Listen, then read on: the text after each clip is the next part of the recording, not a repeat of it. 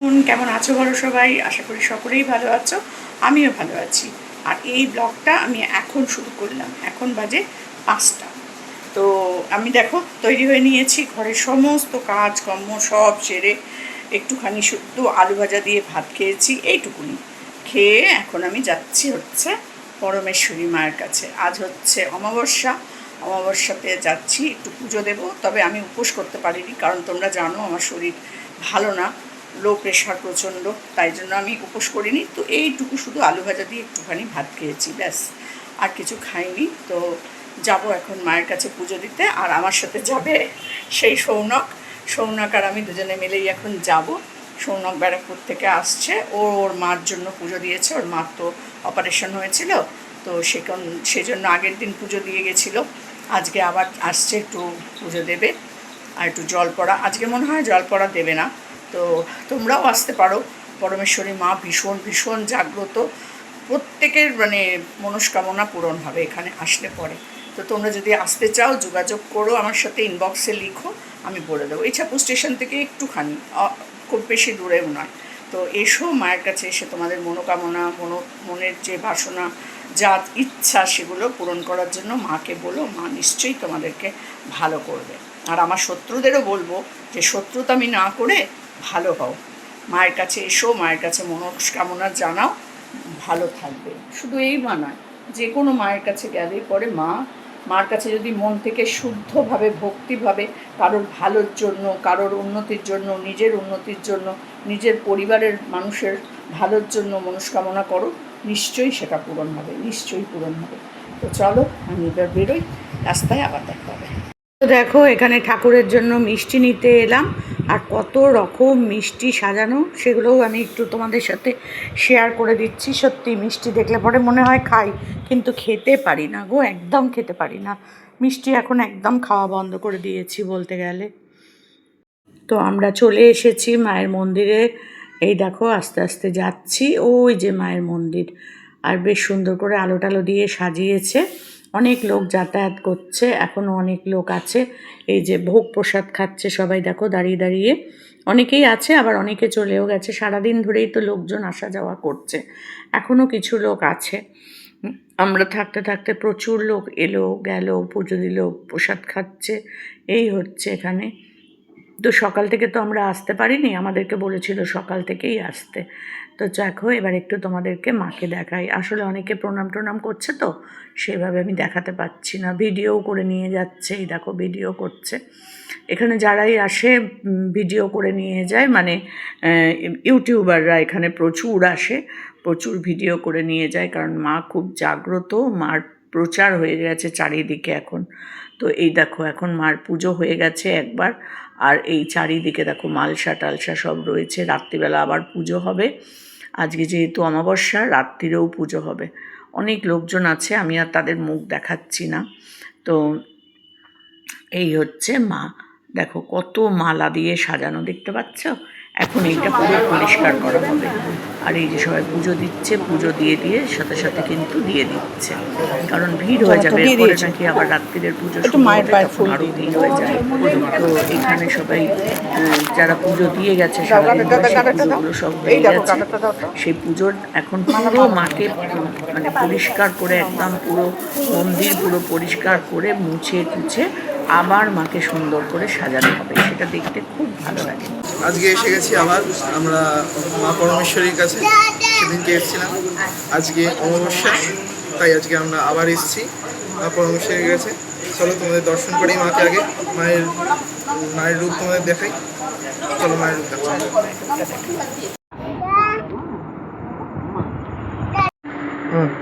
আজকে অমাবস্যার দিনে মাকে পুজো দিতে এসেছি, আর মায়ের পায়ের পদ্ম পুজো হয়ে যাওয়ার পর আমি দুটো পদ্ম পেয়েছি। পদ্ম দুটো আমি নিয়ে যাব, রেখে দেবো যত্ন করে। এর আগের দিনও এসেছিলাম, তখনও নিয়ে গেছিলাম। তো আজকে দুটো পদ্ম দিয়েছে আমাকে, আমি রেখে দেবো। আজকে আমরা পরমেশ্বরী কালী মন্দিরে এসেছি, আগেও আমরা এসেছিলাম।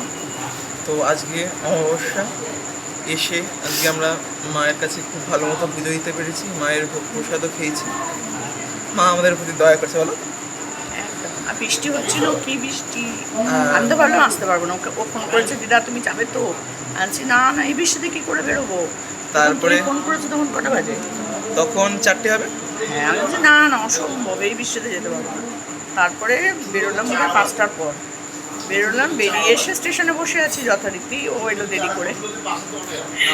আমার এখন আস্তে আস্তে আমার মনে হয় যা, মা না টানলে আসা যায় না। আমরা যেদিনকেই এসছি ততবারই আমরা বৃষ্টির মধ্যে, মানে বৃষ্টি কমে গেছে, আমরা যখন এসছি বৃষ্টি কমে যায়। মা তারপর আমাদের হাজার হাজার বাধা বিপত্তি কাটিয়ে আমাদেরকে ঠিক টেনে এনেছে। আজকে দিদা আমাকে নাই বলে দিয়েছিল, তবুও এসছে। তারপরে কি না, আমার তো বাড়িতে পুজো আছে, তোমরা সবাই জানো। পরশু দিনকেই পুজো, এবার ঘর তোর গোছানো গাছানো, জিনিসপত্র কেনা, সবই তো চলছে না।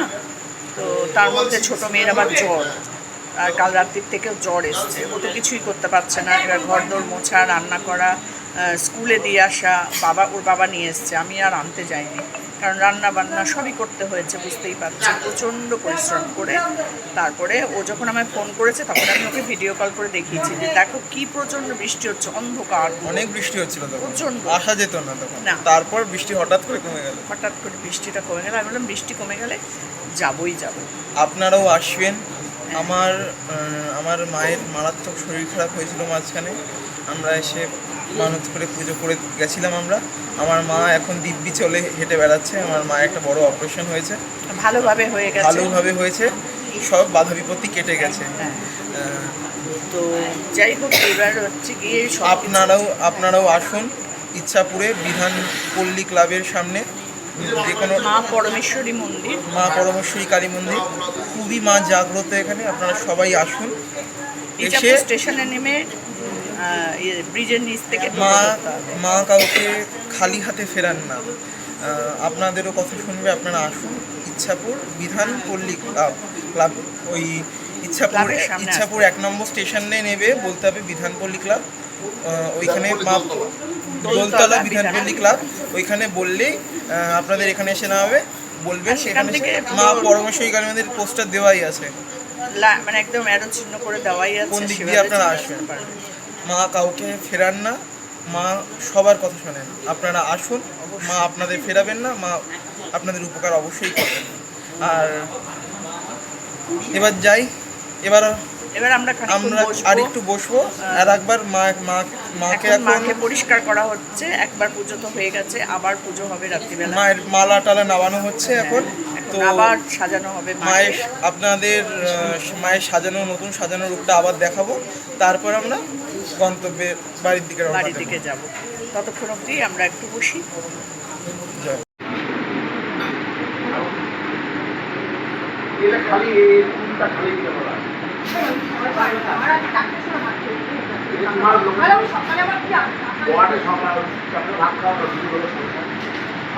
দেখো এখানে সমস্ত মানে পুজোর সব ফুল টুল মানে পরিষ্কার করে দেওয়া হয়েছে মার কাছ থেকে, এগুলো আলাদা করে পরানো হয়েছে।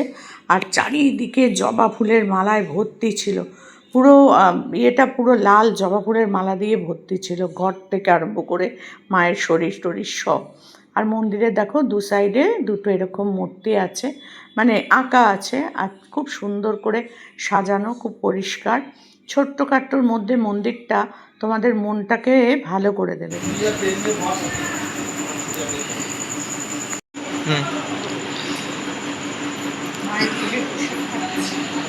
তো এবার আমরা মায়ের কাছ থেকে বিদায় নেব। মাকে টাটা বলছি, মাকে টাটা বলে এবার আমরা বাড়ির দিকে ফিরবো। জয় মা পরমেশ্বরী, জয় মা পরমেশ্বরী। মনটা সত্যিই ভালো হয়ে যায়, সত্যি একটা আলাদা রকম মানে ফিল হয়। তোমরাও এসো, তোমাদেরও ভালো লাগবে। আর জায়গাটা কীভাবে আসবে না আসবে আমি ডেসক্রিপশানে দিয়ে দেবো, তোমরা অবশ্যই আসবে। আর থেকে বেরিয়ে গেলাম, আবার ঠাকুমশাই আমাকে একটু ভোগও দিয়ে দিলেন বাড়ির জন্য, বললে আপনি নিয়ে যান। আমি একটু নাতনিকেও দেবো, আমার মেয়ে জামাইকেও দেবো, তাই একটু প্রসাদ নিয়ে নিলাম। আবার আমরাও খেয়েছি এখানে ভোগ। তো ভোগ খাওয়ার ভিডিওটা তো তোমাদের সাথে শেয়ার করতে পারিনি, তো আমরা এখন ভোগ নিয়ে যাচ্ছি। আমিও প্রসাদ পেয়েছি মায়ের প্রসাদ আমাদেরকে একদম দিয়ে দিয়েছেন। তো সত্যি করে ঠাকুরমশাইও ভীষণ ভালো, ওনারই বাড়িতে পুজো হয়, তো উনিও খুব ভালো, আমাদের সাথে খুব ভালো ইয়ে হয়ে গেছে। ভালোই, সত্যি ওনার সঙ্গে আমাদের ভালো বন্ডিং তৈরি হয়ে গেছে। তো এইবার জয় মা পরমেশ্বরী, আমরা এবার বাড়ি যাব। এবার আমরা বাড়ির দিকে রওনা দিলাম। ভালো থাকবেন সবাই, আপনারা আসবেন এখানে আসবেন। জয় মা। দেখো পুজো দিয়ে চলে এলাম। এই যে আমার নানি ছানা বসে আছে, এখনো দিদিমণি আসবে না, আন্টি আসবে না, আসবে।